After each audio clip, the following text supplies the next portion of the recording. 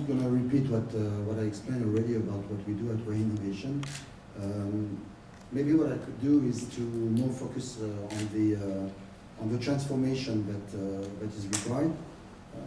As I mentioned before, I see mainly these three drivers nowadays with regards to digital innovation needs, agility needs, and these new generations coming in the company are for me three drivers for very deep and huge transformations that most of the clients I know now are facing, and they all convinced about the need to transform themselves.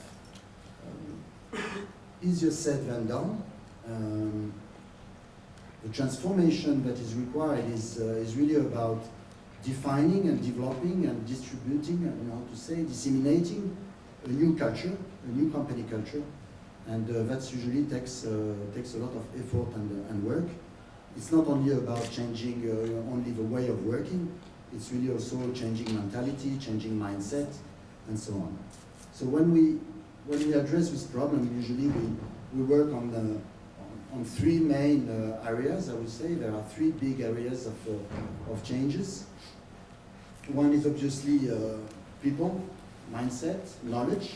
There is a lot of new knowledge that is required, but it's also about behavior. It's also maybe getting more of entrepreneurship in individual people, taking more risks.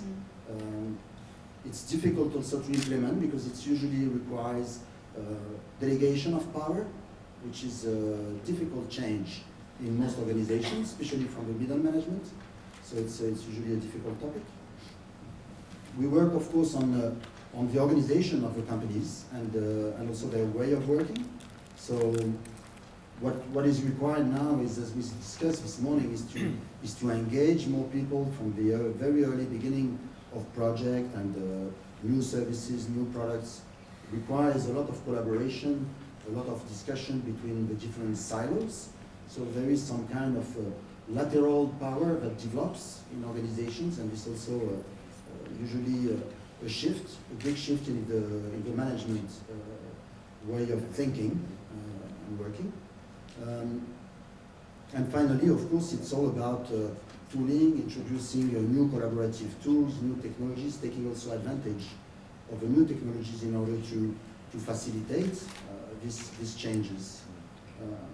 So what we see usually is the way we are going to engage in this is usually on a kind of iterative way for transforming the organization itself, trying to do small steps again and again, and try to identify some major changes to implement that usually will involve the three dimensions of people, organization, way of working, and technology. So obviously training is required, but I would say that more than training, what usually organizations need is a lot of coaching at different levels.